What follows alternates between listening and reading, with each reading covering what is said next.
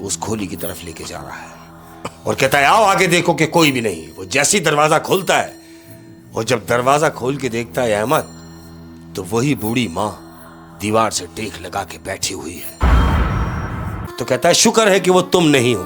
तो जानते हो लड़की क्या कहती है?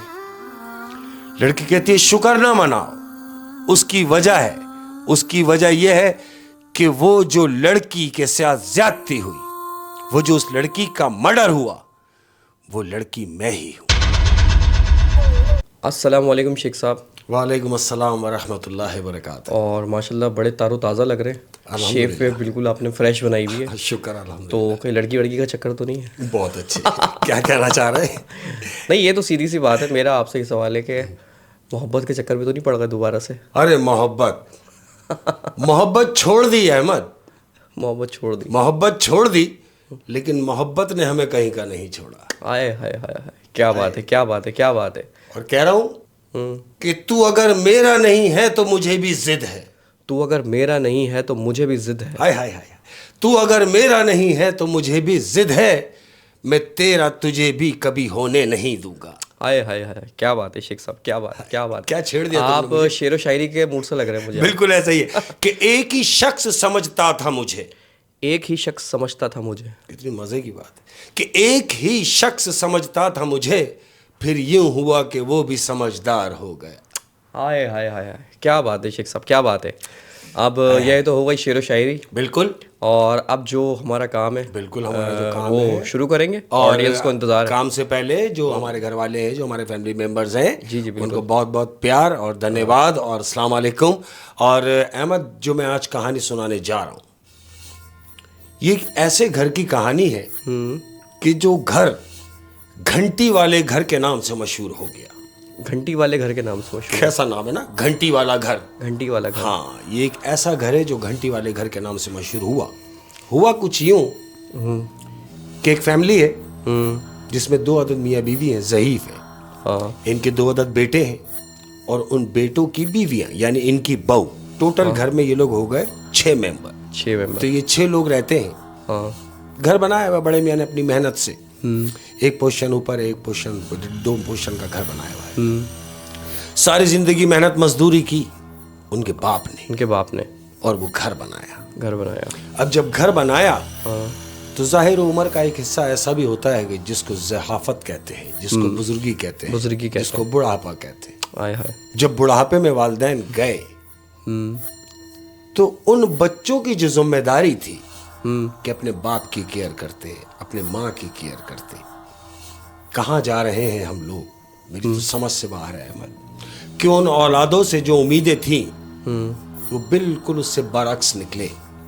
कि बाप अगर बीमार है तो एक वक्त कोई बच्चा उनसे पूछने नहीं जा रहा कि अब्बा तुम्हें किसी चीज की जरूरत तो नहीं है, अब्बा तुम इतने खांस रहे हो, तुम दवाई क्यों नहीं लाए। दोनों में से किसी बेटे ने उस बाप की केयर नहीं की और उस बाप ने अपनी जिंदगी में वो जो मकान बनाया था अपनी बीवी के नाम कर दिया। हाँ, जब औलाद ही नाफरमान निकली तो मकान कर दिया बीवी के नाम। बिल्कुल, उसने अपनी जिंदगी में वो मकान अपनी बीवी के नाम किया और उसने बिस्तर पे पड़े पड़े दम तोड़ा। बजाय इसके कि बच्चे उसको हॉस्पिटलाइज कराते, उसका इलाज कराते, लेकिन ऐसा कुछ ना हो सका और वो बाप उनका मर गया। अब जब बाप मर गया तो माँ आधी तो वैसे ही मर गई। अब ये जो 2 बच्चे हैं, इनके जहन में क्या चल रहा है कि किसी भी तरीके से माँ का भी इंतकाल हो और फिर हम ये मकान बेचें। आए हाय हाय। हम ये मकान बेचें, इसके फिर हिस्से करें, हिस्से करने के बाद फिर अपना अपना हिस्सा लेके हम कुछ भी करें, लेकिन ये मकान बेचें। और वो माँ के नाम है, माँ मरेगी तो मिलेगा। माँ के नाम है। अब ये माँ की लालच में खिदमत कर रहे हैं, उस लालच में कि मकान तो माँ के नाम है, तो माँ है। माँ ने अपना रवैया दोनों बच्चों के साथ एक जैसा रखा हुआ है और उनको समझाती है कि बेटा, तुमने अपने बाप की जिंदगी में देखा होगा कि उसने अपनी मेहनत से ये मकान बनाया है, और अगर तुम ये समझते हो कि ये बाप की चीज बेच दी जाए तो देखो, मैं अगर मर भी जाऊं तो ये मकान बेचना नहीं, ये तुम्हारे बाप की निशानी है। बच्चों ने उसको यकीन दिलाया, हाँ हाँ अम्मा कोई ऐसी बात नहीं है, हम कैसे भेज देंगे, हमारे बाप की मेहनतों से बनी हुई चीज है। ये माँ के सामने उन दोनों बच्चों ने हामी भरी है। अब जब बच्चे अपने अपने कमरों में गए हैं तो जो बीवियां हैं वो बच्चों से कहती हैं कि ये क्या, तुमने अपनी माँ से वादा किया है कि मकान नहीं बेचोगे। वो कहता है, अरे मैंने माँ के सामने वादा किया है, छोड़ दो, अभी तो वो जिंदा है ना, उनके सामने तो हमें ये सब कहना पड़ेगा। यही बात दूसरे कमरे में दूसरे भाई से उसकी बीवी कर रही है, क्या ये मकान नहीं बिकेगा। वो कहता क्यों नहीं बिकेगा। तो कहती कब बिकेगा। वो कहता रुक जाओ, माँ को जाने में दिन ही कितने हैं, थोड़े दिन की मेहमान है, माँ ने मर जाना है, और जब माँ मर जाएगी हम ये मकान बेच देंगे, तुम इत्मीनान रखो। ये दोनों भाइयों की आपस में अपने अपने कमरे में बात हो रही है और माँ बीमारी की हालत में बिस्तर पे लेटी हुई है। अब कोई एक दिन छोड़ के, 2 दिन छोड़ के, चल भाई आज तेरी बारी है, हाँ अम्मा को दवाई दिलाने जा। बोला नहीं यार मैं कल लेके आया था, आज तू जा। बोला मेरे पास पैसे नहीं है। बोला पैसे तो मेरे पास भी नहीं है। बोला फिर मैं क्या करूं। बोला पड़ा रहने दे। अब जब पड़ा रहने दे, माँ जब ये सुनती है तो कहती है अब मुझे कहीं भी ले जाने की जरूरत नहीं, मुझे कहीं ले जाने की जरूरत नहीं, मेरा कोई इलाज कराने की जरूरत नहीं, तुम अगर लेके भी जाओगे तो मैं अब नहीं जाऊंगी, मेरा दम इसी घर में निकलेगा जो मेरे सर के ताज ने बनाया था, मैं यहीं दम तोड़ूंगी, मैं तुम्हारे साथ कहीं नहीं जाऊंगी। ये कहते माँ ये बात ना करो। कहती नहीं मैंने कहीं नहीं जाना। दोनों भाई एक दूसरे को देखते हैं, कहते हैं अम्मा फिर क्या करें। कहती बस मुझे किसी कोने में डाल दो। बजाय इसके कि मां को समझाते, उन दोनों खबीसों ने मां को उठाया है और कमरे के बराबर में एक छोटी सी खोली थी, उस खोली में मां का बिस्तरा डाल दिया जमीन पे और मां को बोला है कि तुम यहां लेट जाओ, बस तुम यहां आराम करो, डॉक्टर हम यहीं ले आएंगे। मां मना कर रही है कि नहीं, मैंने मना किया कि मुझे अब डॉक्टर की जरूरत नहीं, मुझे नहीं किसी डॉक्टर की जरूरत, बस मुझे यहां पड़ा रहने दो। मां को वहां लिटाल दिया है अहमद। अब जब मां को लिटाल दिया है तो मां अगर रात को प्यास लगी है, ज़ईफ औरत है, उठ नहीं सकती, चीखें मार रही है, आवाजें मार रही है, बच्चे अपने अपने कमरों में, वो मां गिड़गिड़ाती हुई रात को सो जाती है प्यासी, क्योंकि उठ नहीं सकती, फ्रिज तक जा नहीं सकती, सो जाती है। जब सुबह होती है दूसरा दिन तो एक बेटा काम पे जाने से पहले, अम्मा मैं जा रहा हूं। कहती है बेटा मुझे रात को इतनी प्यास लगी, मैंने इतनी आवाज लगाई, कोई भी नहीं आया। वो कहता अम्मा हमें तो आवाज नहीं आई। वो अपने दूसरे भाई को भी बुलवाता है, दोनों भाई जमा होते हैं, दोनों भाइयों की बीवियां जमा होती हैं। अब ये चारों मिलकर बात करते हैं, अरे भाई अम्मा की आवाज नहीं आती तो क्या करें। ये चारों में एक जान होके कहते हैं कि भाई एक काम करते हैं, हम एक अदद घंटी जो है, घंटा जिसको हम टन देखा होगा रस्सी बंधी होती है, ये वाली घंटी, वो घंटी अम्मा के दरवाजे पे बांध दी जाए और रस्सी अम्मा के हाथ के पास छोड़ दी जाए, ताकि अगर अम्मा को कोई काम हो, हमें तो आवाज आएगी नहीं, तो अम्मा रस्सी खींच दे, घंटी बजेगी और हम अम्मा के पास हाजिर हो जाएंगे। कहते हाँ ये सही है। घंटी लटका दी गई, रस्सी अम्मा के हाथ के पास डाल दी गई। ये दोनों बच्चे काम पे चले गए। अब उन दोनों बच्चों की बीवियां घर में हैं, अपने अपने कमरों में हैं। घंटी मुसलसल बज रही है अहमद, हाँ। लेकिन कोई जा नहीं रहा। ये दोनों औरतों में से कोई भी एक औरत उस घंटी की तरफ नहीं जा रही। वो जाएंगे कैसे, वो तो मरने का इंतजार कर रहे हैं। अब जब शाम को जब इसके बच्चे घर में वापस आते हैं, अपने अपने कमरों में जाते हैं, फिर घंटी बजती है। बच्चे ने आवाज सुनी, बीवी से कहा कि तुम्हें कुछ आवाज आई। कहती है नहीं। कह रहा अरे भाई अम्मा को जरूरत है, शायद अम्मा ने घंटी बजाई है। ये भाग के अम्मा की तरफ जाता है, हाँ अम्मा तुमने घंटी बजाई, इशारे से पूछता है। कहती है हाँ। वो इशारे से कहती है मुझे प्यास लगी। वो जाके अम्मा को पानी आने पिलाता, वापस अपने कमरे में गया। रात हुई अहमद। अब जब रात हुई है तो घंटी मुसलसल बज रही है, बच्चे भी सुन रहे हैं, उनकी बीवियां भी सुन रही हैं, लेकिन कोई उठ के नहीं जा रहा है। वो रात गुजरी और सुबह हुई तो क्या देखते हैं, मां का भी इंतकाल हो गया। सुबह मां की डेथ हो गई है। अब इन्होंने, दोनों बच्चों ने देखा कि मां तो मर गई। हाँ। बज़ाहिर अंदर से तो खुश हैं लेकिन दोनों एक दूसरे को ये साबित करना चाह रहे हैं भाई कि यार मुझे बड़ा दुख है माँ के मरने का। दोनों एक दूसरे को ये समझा रहे हैं कि यार माँ चली गई। वो कह रहा है यार देख यार माँ चली गई। माँ रात को पानी मांगते मांगते मर गई अहमद, और किसी ने पानी ना दिया। माँ मर गई। कब्रिस्तान से वापस आए हैं, अभी माँ को दफना के आए हैं अहमद। रात हुई है, बड़ा भाई छोटे भाई को अपने कमरे में बुलाता है। दोनों भाई बैठे, कहता है हाँ भाई अब क्या करना है? तो छोटा वाला कहता है भाई मुझे बताओ क्या करना है? कहता है देखो अभी मकान बेचने में जल्दी नहीं करना, उसकी वजह यह है कि अभी लोग क्या कहेंगे। हम मकान बेचेंगे जरूर मगर थोड़ा सा रुक के। ये दोनों भाइयों की आपस में बात हो रही है।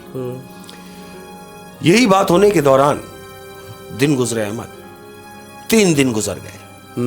अब 3 दिन गुजरे हैं, क्या होता है कि ये दोनों भाई अपने अपने कमरों में हैं और रात का टाइम है। घंटी बजी है अहमद। अब जब घंटी बजी है तो इसकी बीवी को आवाज आई है, इनमें से एक की जिसका कमरा बराबर में था। हाँ। वो बीवी अपने शौहर से कहती है सुनो सुनो तुमने कुछ सुना? कहती क्या? अरे मैं कह रही हूं तुमने कुछ सुना? कहता नहीं। कहती मैंने घंटी की आवाज सुनी है। तो शौहर बीवी से कह रहा तुम्हारा दिमाग खराब हो गया, घंटी की आवाज कैसे होगी? अरे जब कमरे में कोई नहीं है, मां मर चुकी है, दफनाया हमने खुद है, फिर घंटी कैसे बजेगी? हाँ। तुम्हारा वहम है, सो जाओ। वो भी यही सोच रही कि हो सकता है मेरा वहम हो। सो गए अहमद, सो गए। दूसरा दिन हुआ। अब जब दूसरा दिन हुआ, हस्ब दस्तूर रात का टाइम है, ये दोनों मियां बीवी खाना वाने का फारिग होने के बाद ये दोनों बैठे हुए हैं। दोनों अपनी मामूल की बातें कर रहे हैं। अब जब बातें कर रहे हैं फिर घंटी बजी अहमद। दूसरे दिन रात को भी घंटी बजी। अब जब घंटी बजी तो मियां ने भी सुनी और बीवी ने भी सुनी, और इन दोनों ने सुन के एक दूसरे को देखा। क्या तुमने कुछ सुना? कहती हाँ, मैंने तुमसे कल भी कहा था कि घंटी की आवाज आ रही है। कहता तुमने सही कहा था, घंटी की आवाज तो मुझे भी आई है। कहती क्या करें? ये दोनों उठते हैं और दौड़ते हुए बड़े भाई के कमरे की तरफ जाते हैं और जाके दरवाजा बजाते हैं। बड़ा भाई कमरे से बाहर निकलता है। कहता क्या हुआ? कहता भाई मैंने देखा, हमने सुना, हम दोनों ने सुना कि घंटी की आवाज आई है जो घंटी अम्मा बजाती थी। बड़ा भाई बोलता है तुम्हारा दिमाग खराब हो गया है, तुमने कोई ख्वाब देखा है, जाओ अपने कमरे में जाके सो जाओ, ऐसा कुछ भी नहीं है। दरवाजा बंद, कड़िच अंदर से दरवाजा बंद करके चला। अब क्या होता है अहमद, ये दोनों डरते डरते अपने कमरे में आ जाते हैं। हाँ। बड़ी मुश्किल से रात गुजरती है। नेक्स्ट डे हस्ब दस्तूर रात का टाइम, फिर घंटी की आवाज। अब जब घंटी की आवाज आती है उसकी बीवी को, तो शौहर सो रहा है, वो अपने मियां को उठाती है, उठिए। कहता क्या हुआ? कहता उठिए, घंटी मुसलसल बज रही है। ये भी उठता है, कहता हाँ घंटी बज रही है। दोनों उठते हैं, दोनों एक दूसरे को देखते हैं कि क्या करना है। कहती उठिए, चल के देखिए कोई हमारे साथ शरारत तो नहीं कर रहा, कहीं ऐसा तो नहीं कि तुम्हारे भाई ने ये गेम किया हो कि हमें यहां घर से निकाल दिया जाए। वो कहता छोड़ो ऐसी बातें ना करो, चलो मेरे साथ, हम चल के देखते हैं। अम्मी के कमरे में जा रहे हैं। अम्मी के कमरे की तरफ जा रहे हैं और घंटी की आवाज मुसलसल बज रही है, टन टन टन, और ये कमरे की तरफ जा रहे हैं। अब जब कमरा खोलते हैं अहमद, तो जानते हो क्या देखते हैं? इन्होंने कमरा खोला और मां सामने दीवार से टेक लगा के बैठी हुई है। ये दोनों चीख मार के वापस भागते हैं और भागते हैं अपने बड़े भाई के कमरे की तरफ और दौड़ते हुए जाते हैं और कमरा बजाते हैं, दरवाजा पीटते हैं। बड़ा भाई दरवाजा खोलता है, कहता क्या हुआ? कहता मां बैठी हुई। कहता पागल हो गए, तुमने कल भी मुझे परेशान किया है, तुम्हारा वहम है। कहता नहीं भाई मैंने देखा, मां कमरे में बैठी हुई है। उसको देखता है, कहता आओ मेरे साथ। वो दोनों मियां बीवी निकलते अपने कमरे से और मां के कमरे की तरफ जा रहे हैं। अब जब मां के कमरे में पहुंचते हैं तो वहां जाके देखते हैं तो कोई भी नहीं, कोई भी नहीं। बड़ा भाई कह रहा देखा, मैं तुमसे कह रहा था कि तुम्हारा वहम है, तुम खुद भी परेशान हो रहे हो और मुझे भी परेशान कर रहे हो। उसको डांटता हुआ अपने कमरे की तरफ चला जाता है। ये दोनों मियां बीवी उठते हैं, अपने कमरे में आते हैं, क्योंकि ये तो देख चुके हैं। ये कहते हैं अब हमें क्या करना चाहिए? बीवी कहती है मैं तो यहां नहीं रहूंगी, मैं यहां कतई नहीं रहूंगी। क्यों? कि मैंने तुम्हारी मां को देख लिया है। कहता है बिल्कुल ठीक है, यहां रहना बनता भी नहीं है, दूसरा दिन हुआ। अब जब दूसरा दिन हुआ तो छोटे भाई बड़े भाई से कह रहा है कि सुनो, मैंने यहां नहीं रहना, मैं तो यहां से जा रहा हूं। तो बड़ा भाई बजाय इसके कि उसको समझा के रोके कि नहीं तेरा वहम है पागल, घर में ही रहे, वो कहता है बिल्कुल जैसा तू बेहतर समझे, तुम्हें अगर जाना ही है तो जाओ, मैं यहां से कहीं नहीं जाऊंगा। छोटा भाई घर छोड़ के चला गया। बीवी से मुखातिब है, बीवी से बैठ के बात कर रहा है कि तुमने देखा कि कुदरत ने हमारा कैसा साथ दिया है। पहले बाप गया, फिर मां भी गई, जिस भाई का कांटा था वो भाई भी घर छोड़ के गया। अब इस घर का वारिस मैं हूं, इस घर को मैं अपने तरीके से बेचूंगा, फिर छोटे भाई को जो भी देना होगा वो मैं दूंगा, क्योंकि अब मालिक मैं हूं। फिर क्या हुआ? अब क्या होता है अहमद, हाँ, ये दोनों मियां बीवी घर में अकेले हैं। अकेले रह गए। ये दोनों घर में अकेले हैं, अपने रूम में हैं। अब ये दोनों मियां बीवी सो रहे हैं। अब जब सो रहे हैं तो बीवी की नींद कच्ची है। ये कच्ची नींद में एकदम उठती है। इसको क्या सुनने में आ रहा है कि घंटी बज रही है। इसको भी घंटी की आवाज सुनाई देने लगी। इसकी बीवी को, वो सो रहा है, ये उठती है और सुन रही है कि घंटी बज रही है। ये शौहर को हिलाती है, वो उठा, उसने बोला क्या हुआ? कह रही मुझे घंटी की आवाज आ रही है। कहती है तुम्हारा दिमाग खराब हो गया, अरे घंटी की आवाज क्यों आएगी? कहती है नहीं मुझे आ रही है। मियाँ उठता है, कहता चलो आज मैं तुम्हारा ये वहम ही दूर कर देता हूँ। ये बीवी को साथ लेता है और जो घंटा उन्होंने लटकाया था, जो घंटी की सूरत में, दरवाजे के ऊपर, ये उठ के जाते हैं, वो घंटे को पकड़ के घंटा ही नोच लेता है, यानी वो घंटी निकाल ली उसने। वो कहता बस तुम्हारा ये वहम ही खत्म हो गया। घंटी लपेटी, रस्सी सी लपेट के लेके आ गया, रख दी, सो जाओ। सो गए। दूसरा दिन हुआ। अब जब दूसरा दिन हुआ, वही रात का टाइम है, ये दोनों अपने बेड पर हैं। मियां नींद में है, बीवी इसकी कच्ची नींद में है। ये क्या सुन रही है कि फिर इसको घंटी की आवाज आ रही है। ये सोच रही है घंटी की आवाज अब क्यों आ रही है जब कल हम घंटी निकाल चुके हैं। ये फिर अपने शौहर को उठाती है, सुनिए। वो फिर उठा, अब क्या है? कहती है कि मुझे फिर घंटी की आवाज आ रही है। कहता है तुम्हारा दिमाग खराब हो गया है, तुम्हारे सामने मैंने कल घंटी नोच ली है, मैंने लपेट के रख दी है, अब कहां से बज रही है? वो कहती है नहीं मुझे मुसलसल घंटी की आवाज आ रही है। कहता कुछ नहीं है, सो जाओ। मियां उसको थपकी देके कहता रुक, तुम्हारा वहम है, लेट जाओ। उसको सुलाता है, करवट लेता है, लेट गया है। अब ये बीवी नींद में गई है। अब जब ये नींद में गई है अहमद, तो क्या देखती है कि ख्वाब में उसकी मां उसको नजर आई है। अब जब ख्वाब में वो देख रही है कि उसकी मां उसे नजर आ रही है, तो लेटे लेटे जैसे ही वो आंख खोलती है अहमद, तो जैसे ही आंख खोलती है तो उसकी मां का चेहरा उसके सामने ही है, वो उसके साथ लेटी हुई है। एकदम चीख मार के उठ जाती है। तो चीख मार के वो उठती है तो शौहर की भी आंख खुल जाती है। वो कहता क्या हुआ? कहता मैंने भी तुम्हारी मां को यहां देखा।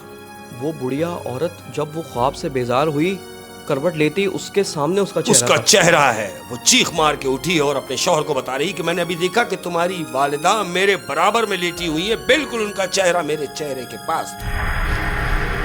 सोचता है ऐसे कैसे मुमकिन है? कहती हाँ मुझे डर लग रहा है, कि मुझे डर लग रहा है।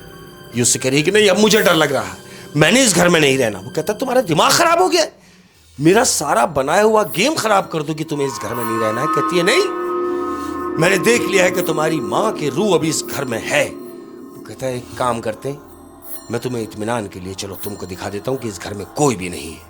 उसका हाथ पकड़ता है, जिस खोली में मां को इन्होंने छोड़ा हुआ था उस खोली की तरफ लेके जा रहा है और कहता है आओ आगे देखो कि कोई भी नहीं। वो जैसी दरवाजा खोलता है और जब दरवाजा खोल के देखता है अहमद, तो वही बूढ़ी मां दीवार से टेक लगा के बैठी हुई है।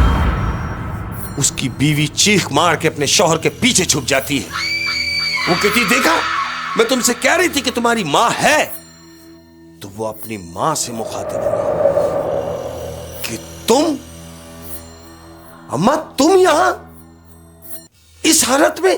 तुम्हें तो अपने हाथों से दफना के आए। बिल्कुल, वो यही कह रहा है कि हम तो तुम्हें खुद कब्रिस्तान छोड़ के आए हैं, तुम यहां क्या कर रही हो? तो जानते हो माँ क्या कहती है? माँ कहती है कि जब तक मैं तुम्हें ये बता ना दूं और तुमसे ये कह ना दूं कि जो मेरा फर्ज बनता था मैं वो करके जाऊं, हमने वालिदैन होने का हक भरपूर तरीके से अदा किया, लेकिन तुमने औलाद होने का सिला नहीं दिया, तुमने औलाद होने का सबूत नहीं दिया। लिहाजा ये जो मकान है, तुम और तुम्हारा छोटा भाई यानी मेरे बच्चे माँ बाप को छोड़ के मकान के पीछे लग गए। तो सुनो, कहती है कि तुम ये मकान सारी जिंदगी नहीं बेच सकते, सारी जिंदगी भी लगा दोगे तो नहीं बेच सकोगे। क्यों? कि ये मकान तुम्हारे बाप के खून पसीने की कमाई का बनाया हुआ है, और अगर बेचना ही चाहते हो तो बेच के दिखाओ, तुम मकान बेच के दिखाओ, मैं यहीं बैठी हुई, तुम ये मकान बेच नहीं सकते। फिर उसके बाद वो मकान बिका? उसके बाद क्या बिकना था अहमद? हाँ। उसके बाद उस बच्चे ने, यानी जो बेटा था उसका, उन दोनों बच्चों ने मिलके ये गेम किया कि मुख्तलिफ पार्टियों को लाके वो मकान दिखाते रहे। वो भी घर छोड़ के चला गया। बड़े भाई ने भी घर छोड़ दिया क्योंकि उसकी बीवी ने भी देख लिया। इन्होंने घर छोड़ दिया, दोनों भाई किराए पे अलग अलग रहने लगे, ये सोच के कि अब हम ये अलग अलग चले गए तो ये मकान बेच देंगे सेपरेट। लेकिन कैसे?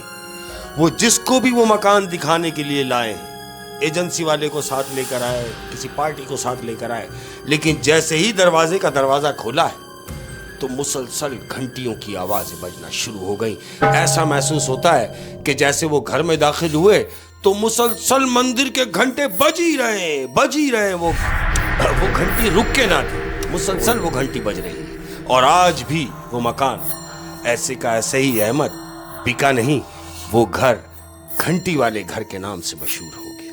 ओए, और वो घंटी उसकी माँ बजाती है? वो बजाती वो बुढ़िया। क्या ही ज़बरदस्त कहानी थी शेख साहब। अच्छा, मैं जो समझाऊँ इस कहानी में, आप ये देखें कि जब तक उसकी माँ जिंदा थी तो उसकी घंटी की आवाज़ कोई नहीं सुनता था। नहीं सुना। और जब वो मर गई, मरने के बाद सबको उस घंटी की आवाज़ आ रही है।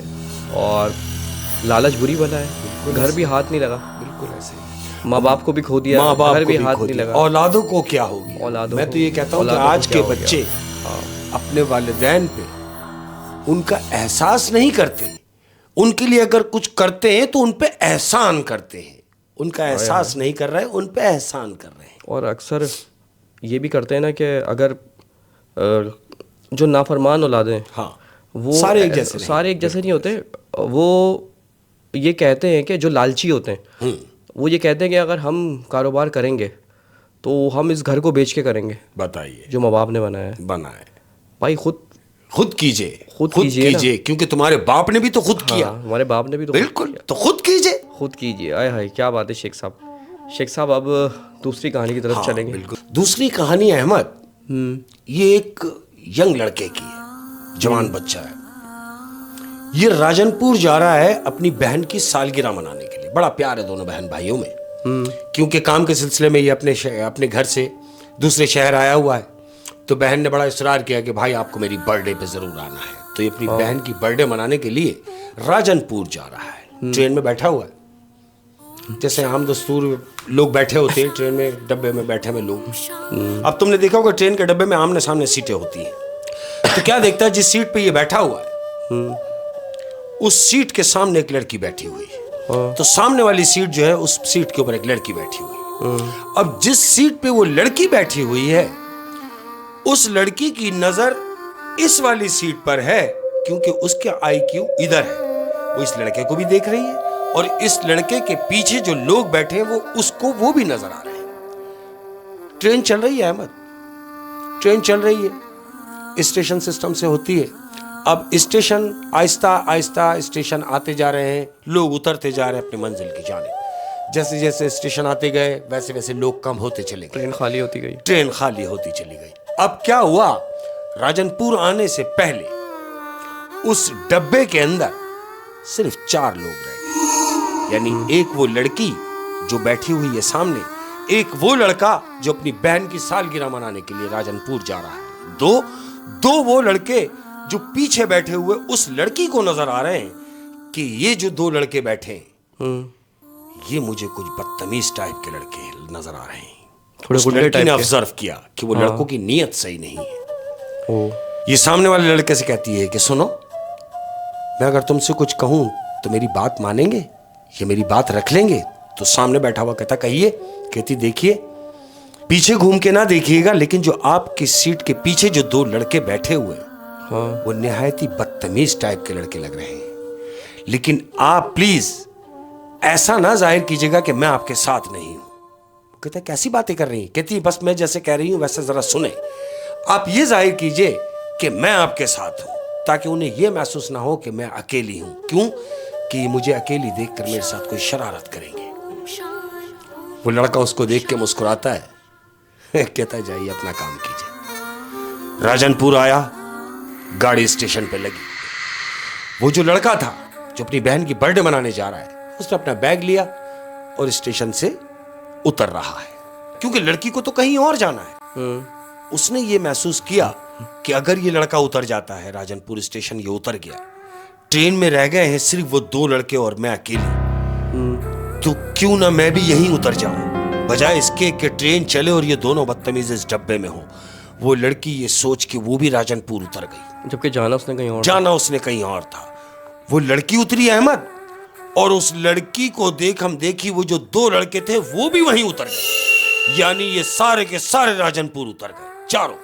वो दोनों लड़के करी लड़की को रहते फॉलो, बिल्कुल उसी को फॉलो कर रहे हैं। अब ये चारों वहीं उतर गए। अब ये लड़के के ख्वाब ख्याल में भी नहीं है कि इसके साथ क्या होना है। इसने अपना बैग उठाया और स्टेशन से पैदल पैदल जा रहा है। वो लड़की दौड़ती हुई इसकी तरफ आ रही है, इस लड़के के पास, और एकदम बराबर में आके कहती है कि देखो, मैं तुमसे कह रही हूं कि मुझे कंपनी दो और ये ना जाहिर करो कि मैं तुम्हारे साथ नहीं हूं। हालांकि मुझे कहीं और जाना था, लेकिन मुझे यहां उतरना पड़ा मजबूरन, ये सोच के कि आप भी डब्बे से उतर गए हैं। और पूरे डब्बे में वो दो शैतान बैठे हुए हैं और मैं अकेली थी, इसलिए मुझे यहां उतरना पड़ा। लेकिन मैं क्या देख रही हूं कि वो दो लड़के पीछा करते हुए मेरे साथ यहां उतर गए हैं और वो मुझे अभी भी फॉलो कर रहे हैं। प्लीज मेरी हेल्प करो। तो जानते हो ये उससे क्या कहता है? क्या कहता है? जाओ बीबी अपना काम करो, मैं तुम जैसी लड़कियों को बहुत अच्छी तरह जानता हूं, जो तुम लड़कों को ब्लैकमेल करती हो और उसका नाजायज फायदा उठाती हो। जाओ अपना काम करो। ये उसको झाड़ देता है। उसने उसको डांटा और बैग लेके स्टेशन से बाहर आ गया अहमद, और वो लड़की स्टेशन पे ही है। अब उस लड़की ने ये अंदाजा कर लिया है कि इसने तो मुझे झाड़ दिया है, ये बिल्कुल अब इसकी मदद मुझे नहीं मिलेगी। ये स्टेशन से बाहर खड़ा हुआ ये देखता हुआ, कोई रिक्शा कोई टैक्सी आ जाए तो मैं बैठ के अपनी बहन के घर जाऊं। ये स्टॉप पे खड़ा हुआ है। कोई 20 मिनट गुजरे हैं अहमद, कोई गाड़ी नहीं आई। कोई गाड़ी तो नहीं आई, लेकिन उस 20-25 मिनट के दौरान उसके सामने से एक एम्बुलेंस गुजरती है। लड़के के सामने से एम्बुलेंस निकली है स्टेशन के अंदर से, और हॉर्न बजाती हुई एम्बुलेंस जा रही है। उसके पीछे दो मोबाइल एम्बुलेंस के पीछे हॉर्न बजाते हुए जा रहे हैं। ये सब देख रहा है कि यार स्टेशन में से तो मैं भी अभी बाहर आया हूं, अंदर ऐसा कौन सा हादसा हुआ जो अंदर से ये गाड़ियां निकल के जा रही हैं। बहरहाल इसने रिक्शे को हाथ दिया। कोई 20 से 25 मिनट की मसाफत के बाद रिक्शा मिला, ये बैठा। अब ये अपनी बहन के घर जा रहा है। हाँ। ये घर पहुंचा। अब जब घर पहुंचा, इसने बेल बजाई तो जानते हो क्या देखता है? क्या? जब दरवाजा खुलता है, वही लड़की जिसको डब्बे में मिली थी, ट्रेन में मिली थी, उसी लड़की ने दरवाजा खोला। ये उसको देख के एकदम झटका लेता है। कहता अरे आप यहां? तो वो कहती है हाँ ना, मुझे भी तो यहीं आना था। तो वो कहता है अरे भाई जब आपको यहां आना था तो आपने मुझे बताया क्यों नहीं? कहती मैं आपकी बहन की दोस्त हूं, मैं आपकी सिस्टर की बहुत क्लोज फ्रेंड्स हूं। कहता अच्छा, देखिए कितना हसीन इत्तेफाक है। और वो उसकी सालगिरह में आई है, सालगिरह मनाने के लिए आई है। वो उसे कह रही है कि मैं तुम्हारी सिस्टर की बर्थडे के लिए आई हूँ।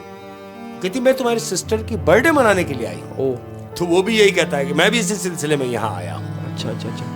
ये गेट पे ही बातें हो रही हैं। तो अचानक क्या देखता है कि ऊपर उस लड़के की बहन, यानी ऊपर से उससे कह रही है अरे भाईजान आप, नीचे देख के खैरियत, कब आ गए और किससे बातें कर रहे हैं? वो कहते हैं अरे भाई तुम्हारी सहेली। तो वो कहती है रुको मैं आ रही हूँ। शॉर्टकट हुई, बात पूरी ना हो पाई। अब वो बहन आई है। जब बहन दौड़ती हुई खुशी में नीचे आ रही है तो बहन की जो सहेलियां आई हुई हैं, 10-12 लड़कियां और घर में मौजूद हैं, वो देख रही कि ये बड़ी खुश है। अरे भाई कहाँ जा रही हो? वो कहती है मेरे बड़े भाई आए हैं, मैं उनको लेने जा रही हूँ गेट पे। वो सारी सहेलियां मुस्कुराती हुई उसके साथ आ गई थी। अब ये 10-12 सहेलियों के साथ गेट पे गई है, भाई को रिसीव किया है, आइए आइए आइए, भैया को अंदर लेते हुए ये अंदर लेके आ गई। सारी लड़कियां भाई को कमरे में ले आई, लाके बिठाया, भाई बैठा हुआ है। सबने हल्ला गुल्ला किया, सालगिरह सेलिब्रेट की, सबने मिलके केक वेक काटा। अब इसकी नजरें उसी को ढूंढ रही हैं, इस लड़के की नजर, कि यार सब नजर आ रही हैं, वो नजर नहीं आ रही। यानी जो डब्बे में मिली, फिर गेट पे मिली, अब नहीं मिल रही, तो वो कहाँ है? इसकी नजरें उसे ही ढूंढ रही हैं। सालगिरह सेलिब्रेट हुई, सब हुआ, हल्ला गुल्ला हुआ, सब बच्चे बच्चे अपने अपने कमरों में चले गए, ये भी अपने रूम में चला गया।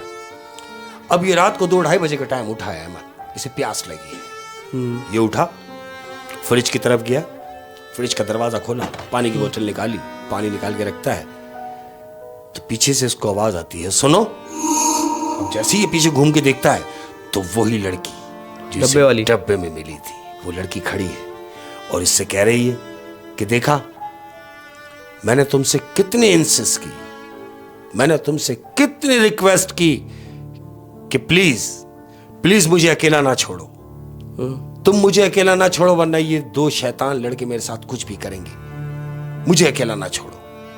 तो कहता तुम क्यों ड्रामेबाजी कर रही हो, क्या चाहती हो मुझसे? कहती नहीं, मैं क्या चाहूंगी, मैं क्या चाहूंगी, चाह तो आप रहे। कहता मैं क्या चाहूंगा? अरे भाई मेरे ही घर में मुझसे तुम कैसी बातें कर रही हो? कहती मैं बताऊं कैसी बातें कर रही हो?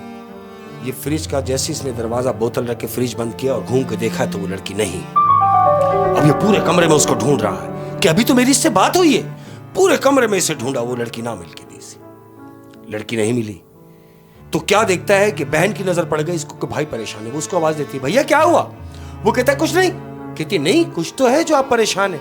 कहता नहीं वो मैं अभी वो जो तुम्हारी सहेली आई हुई है, वो जो, कहती अरे मेरी तो बहुत सारी सहेली आई हुई। कहता नहीं वो जिसने रेड कलर के कपड़े पहने हुए। बहन इसी सोच रही है रेड कलर के कपड़े। भाई उससे फिर कहता है अरे भाई वही जिससे मैं कल रात बात कर रहा था। कह रही कहां? जब मैं घर में आया हूं तो नीचे गेट पे बात कर रहा था, तुमने मुझसे ऊपर से पूछा कि किससे बात कर रहे हो, तो मैं उसी से तो बात कर रहा था। तो कहते नहीं भाई उस वक्त तो कोई भी नहीं था। तो कैसी बातें कर रही हो? वो उस वक्त वहां थी, वो तो इस वक्त भी यहां थी, तुम्हारे आने से पहले मैं उससे बात कर रहा था। भाई आपको वहम हुआ है, मेरी तो सारी सहेली अपने अपने कमरों में है, यहां तक तो कोई भी नहीं आई। कहता हो सकता है मेरा वहम हो। ये जहन पे जोर डालता है, बहन अपने कमरे में चली गई, अभी लेटा हुआ है, ये सोच रहा है कि ये हो क्या रहा है मेरे साथ। अब चूंकि इसको दूसरे दिन वापस जाना है, ये दूसरा दिन हुआ, सबसे मिला विला, बहन को खुदा हाफिज कहा और स्टेशन के लिए निकला है। अब इसकी तबीयत भारी भारी है, बुखार की सी कैफियत हुई भी इसको, लेकिन जाना इसको जरूरी है क्योंकि काम का मामला है। अब ये स्टेशन के लिए जब गया है, अब ये स्टेशन पहुंचा है अहमद, जब ये स्टेशन पहुंचा तो इसने देखा कि वही कल रात वाली गहमा गहमी आज भी है, कि पुलिस वुलिस खड़ी हुई है, इन्वेस्टिगेशन हो रही है। इसने एक शख्स को बुलाया, बोला भाई बात सुनो। हाँ बोले यार ये पुलिस वुलिस मुझे नजर आ रही है, कल भी नजर आ रही थी, खैरियत तो है, कोई बात हुई है क्या स्टेशन पे? कहता तुम्हें नहीं मालूम? कहता नहीं। कहता है भाई कल रात को एक लड़की के साथ ज्यादती की गई और फिर उसका मर्डर कर दिया गया। बोले स्टेशन की हदूद में? बोले हाँ स्टेशन की हदूद में उस बच्ची का मर्डर हुआ ज्यादती के बाद। तो कहता कौन सी लड़की? कहता भाई लड़की तो मैं नहीं जानता कौन। कहता उसने कपड़े कैसे पहने होते? तो वो बता रहा है इसको कि उसने लाल कलर के कपड़े पहने हुए थे। अब जब लाल कलर के कपड़े इसने सुने तो इसको झटका लगा अहमद, इसने फौरन अपना बैग उठाया और सीधा अपने डब्बे में। ये ट्रेन में बैठा हुआ अहमद, कोई 1.5 घंटा गाड़ी चली है, 1.5 घंटे ट्रेन चली है, ट्रेन एक स्टेशन पे जाके रुकती है, ये बैठा हुआ अपनी सीट के ऊपर और क्या देखता है अहमद कि वही लड़की जो इसको डब्बे में मिली थी, वही लड़की फिर ट्रेन में चढ़ी है। अब जब ट्रेन में चढ़ी है तो ये उसको देख के एकदम झटका मारता है कि अरे भाई तुम? लड़की कहती है हाँ मैं। तो उससे ये मुखातिब होकर कह रहा है कि अजीब बात है, यानी जब से मैं तुमसे मिला हूं मेरे साथ अजीब अजीब मामलात होते हैं, अजीब अजीब मामलात हो रहे हैं। लड़की कहती है मसलन? कहता मसलन क्या? देखो ना मैं अपनी बहन के घर गया, दरवाजा तुमने खोला मगर तुम नहीं हो। मैं रात को पानी पीने के लिए उठा, तुमसे मेरी बात हुई, मैंने फिर तुम्हें ढूंढा, तुम फिर नहीं हो, गायब हो गई वहां से। गायब हो गई वहां से। और मैंने बहन के साथ मिलकर पूरे घर में तुम्हें ढूंढा, तुम मुझे नहीं मिली। लेकिन मैं अभी ट्रेन में बैठा हूं, कैसा इत्तेफाक है कि फिर तुम सामने खड़ी हो। और देखो कैसी बात है, कहता मैं राजनपुर से जब स्टेशन से चढ़ा हूं तो मैंने स्टेशन पे क्या देखा कि वहां पुलिस इन्वेस्टिगेशन कर रही है। मैंने जब वहां पूछताछ की तो मुझे यह पता चला कि वहां पर किसी लड़की के साथ ज्यादती की गई और उसका मर्डर कर दिया। जब मैंने उसका हुलिया पूछा तो मुझे बताया गया कि उसने रेड कलर के कपड़े पहने हुए थे। अब जब रेड कलर के कपड़ों का जिक्र हुआ तो मेरे दिमाग में फौरन तुम आ गए। क्यों? कि ये लाल कलर के कपड़े सिर्फ तुम ही ने पहने हुए हैं। और मेरे दिमाग में तुम आ गई। तो कहता है शुक्र है कि वो तुम नहीं हो। तो जानते हो लड़की क्या कहती है? लड़की कहती है शुक्र ना मनाओ, उसकी वजह है, उसकी वजह यह है कि वो जो लड़की के साथ ज्यादती हुई, वो जो उस लड़की का मर्डर हुआ, वो लड़की मैं ही हूं। ये उसको देखता है, कहता है क्या मतलब?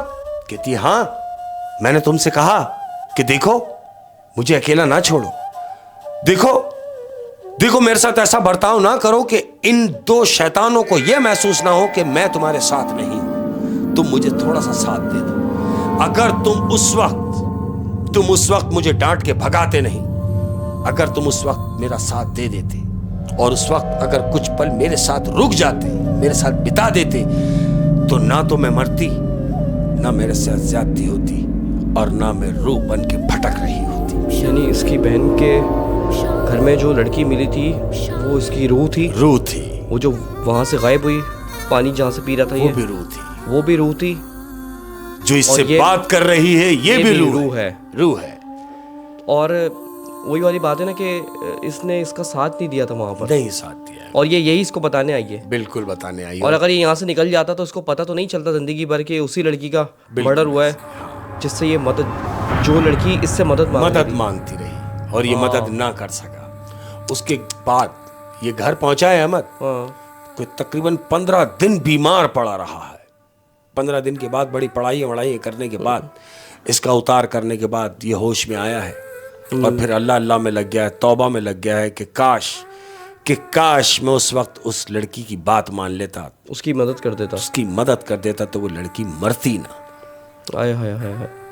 यानी उसकी जान बचाना इसके हाथ में थी उस वक्त। जान तो अल्लाह बचाता है, लेकिन जरिया ये बन सकता था। बिल्कुल। उसको सारी जिंदगी ये मलामत रहेगी कि वो जो लड़की कत्ल हुई उसका कातिल मैं ही हूँ। और उस लड़की ने यही तो बोला था कि बस थोड़ी देर मेरे साथ चलो, चलो, ताकि इन्हें ये एहसास हो जाए कि ये शख्स इनके साथ है। ये अकेली नहीं। और मेरे ख्याल जैसे ये इस तरफ मुड़ा होगा उसके बाद बिल्कुल ऐसे उन दरिंदों ने, जब उन्होंने ये महसूस कर लिया, उन दो शैतानों ने, कि ये लड़का इसके साथ नहीं है, फिर उस बच्ची के साथ। ओह शेख साहब, क्या बात है। दोनों कहानियाँ आज की जो है वो सबक आमूज थी। बिल्कुल ऐसे ही। तो बहुत शुक्रिया शेख साहब आपका, आप कीमती वक्त निकालते हैं हमें कहानियाँ सुनाने के लिए। बिल्कुल ऐसा ही है, और वक्त निकालना पड़ता है अहमद। अपने प्यारों के लिए वक्त निकालना पड़ता है। सही बात। और मैं तो कहता हूँ कि जितना भी वक्त गुजरे, कोशिश किया कीजिए कि मिलते जुलते रहा जाए, और वक्त अपनों को दिया जाए, क्योंकि कुछ नहीं याद रहेगा, सिर्फ यादें ही रह जाएंगी।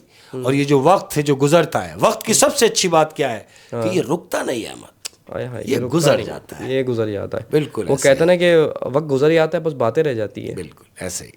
तो यही है कि एपिसोड खत्म करेंगे और अब आपसे ये गुजारिश करेंगे कि अब अगली दफा आपने जल्दी आना है। इंशाल्लाह इंतजार करती है आपको बहुत ज्यादा। जाते जाते मैं एक बात कहना चाहूंगा अपने फैमिली मेंबर्स से, कि जितने भी सुनने वाले हैं, जितने भी प्यार करने वाले हैं, मेरा उनको दिल से सलाम है। और कहता हूं कि दुनिया में, पूरी दुनिया में, मैं, आप, हम सब लोग हैं अहमद, लोग। इन लोगों में इंसान ढूंढो। क्या इंसान कौन है? और जानते हो इंसान कौन है? इंसान, लोग वो है जिनका मुंह है, और इंसान वो है जिसका हाथ है।